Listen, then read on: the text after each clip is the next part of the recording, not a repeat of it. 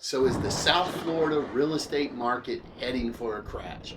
Well, stay tuned because I'm going to share with you some information that other realtors and other real estate investors are not telling you.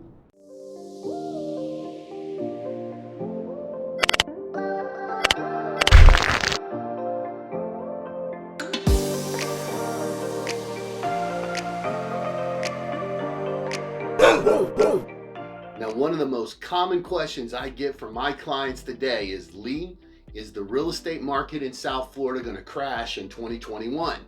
And if you're like me, you've been perusing around YouTube listening to all of these real estate investors and all of these realtors over the last 3 or 4 months saying it is.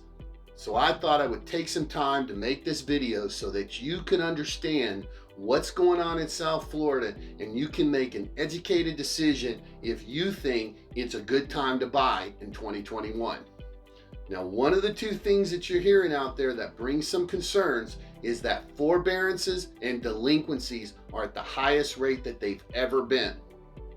Now, this is true because delinquencies were at the highest level we've seen since 2010, right after summer. But that is improving dramatically in states like Florida. As far as forbearances go, eventually these are going to end and people are going to have to start making their mortgage payments. But with the market being so hot and inventory being so low, more than likely any homes that were going to foreclosure would get eaten up before they ever reach the foreclosure process. Another concerning factor out there is that many realtors and real estate investors follow the Fannie Mae Consumer Home Purchase Index, which says that the consumer confidence in the market is falling. Now, this is no surprise to me because I believe it's tied to two factors that consumers have been watching for the last year and concerned about. Number one is COVID. No one knows when this nightmare is going to end. People are concerned, how long is COVID going to last? Because in the beginning we were told it was going to be 3 months, and now here we are coming up on a year. But the next one, I think, is even a bigger concern for people because I hear it all the time. Is this another 2008 bubble that is going to pop and the real estate market is going to collapse? Which we will get into in a minute. Just stay with me. But even with the consumer confidence falling, the Florida housing market is on fire. And just to let you know how hot the market is we have about 2 months of inventory in South Florida right now. Meaning that if no more houses went on the market, in 2 months, there would be no homes to buy, which these are extremely low levels. So let's get to this question of the 2008 crash. I get this all the time. Almost every single week, one of my friends, one of my clients, or someone I'm talking to about real estate brings up, is this the 2008 crash again? Or they believe that this is the 2008 crash again coming. And I believe that this is one of the reasons that many buyers right now are sitting on the sidelines and waiting to see what happens. But I believe also that this is going to cost many buyers the ability to buy in the areas that they want to buy in, and it's going to cost some buyers the ability to buy at all. So very quickly, let's get into what caused this 2008 crash so we can kind of put that aside and know that this isn't a factor in what's going on in the market today. The crash was directly related to a few factors. The first factor is there was a ton of subprime mortgages out there. The second factor is that there were these balloon mortgages and ARMs. The third factor was interest-only loans. And the fourth factor, which is more important than all of them, is in some states, 40% of all mortgages were non-income verified mortgages, meaning that you did not have to show your income to buy a house. So those are the reasons for the 2008 crash, which have nothing to do with what's going on right now. Because to get a mortgage today, you must verify your income. And especially after COVID, the mortgage companies have tightened up even more and become more strict on the verification process for you to buy a house. A mortgage today is FHA, VA, conventional, and it's 15 or 30-year fixed. And with rates at an all-time low, homeowners have been able to refinance their home and reduce their mortgage payments by hundreds of dollars. And also, they've been able to pull money out of their home and use it for savings. But with that said, there is one more concern on the street, and that's the Fed is printing money like crazy.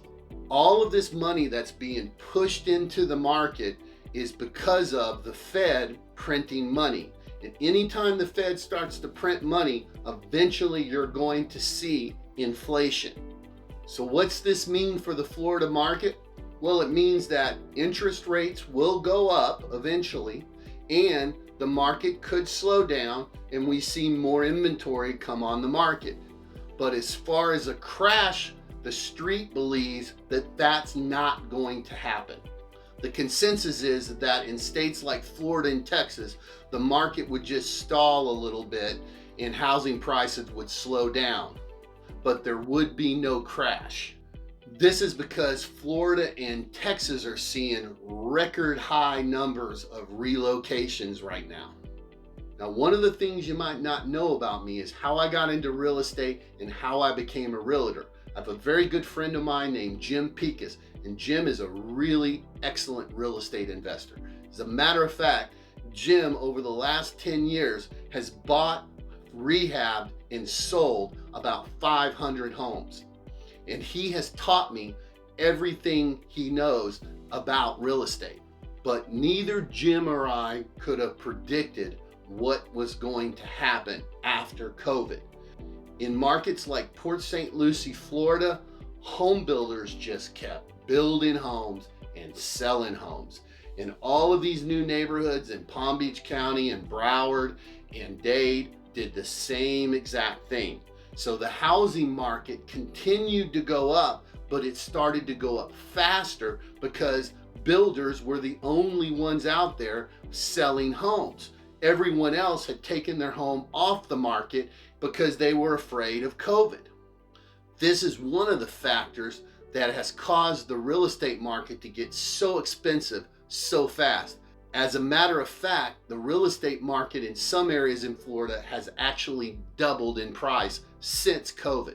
And other factors like the mass exodus of families leaving states like New York and New Jersey coming to Florida to escape lockdowns and high taxes has also created a real strain on the housing market, not including all of the companies and businesses that have left New York and New Jersey and states in the Northeast to come down to Florida for the lower taxes and so that they could be back in business. So many people have left New York City that they could lose a congressional seat. Number two, the companies that are coming to Florida right now, like Goldman Sachs that employs 41,000 people and is looking to set up operations in West Palm Beach, Broward, and Miami. Also, investing powerhouses like Blackstone Group and the Citadel are starting to move their operations down to Florida. And a slew of Silicon Valley companies from California moving their operations down to Miami, and the mayor of Miami working to turn Miami into the next Silicon Valley. So what's this mean for buyers and sellers in Florida? Well, in my opinion, if you're a seller, you can sit on your house and watch it go up, or you can sell it for whatever terms that you want right now. But if you're a buyer sitting on the sidelines waiting for the market to drop, or you're a renter thinking about buying in the summer when your lease is up, well, you're probably going to be pretty disappointed in what you have to pay for a house when you do decide to buy. And for some people, they're going to just get priced right out of the market. Which brings me to a Realtor Pro Tip. If you're renting and your lease is not up till summer and you want to get in the market now so that you have less competition, because summer tends to be in Florida the time that most people buy, so competition's only going to get worse, then we can show you how to get out of your lease early in most cases without hurting your credit or upsetting your landlord. We have done it many, many times. So that's it, Lee Brickey's prediction of the market in 2021. I would love to know what you think about my predictions. So please leave a comment in the comment section below. And if you're a buyer or seller, reach out to us. We'd love to help you with your purchase or the sale of your home. We do an amazing job for our clients. We treat everybody like family and friends. And if you're not quite ready to buy yet, just hit the link below for our website and you can search homes and see all the information that realtors do.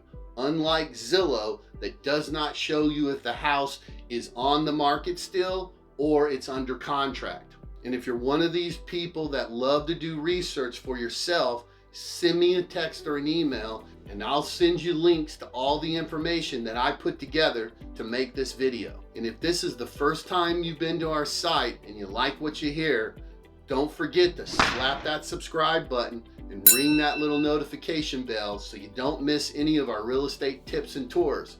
And then don't forget to watch our next video on tips to getting your offer accepted. I'll see you next time.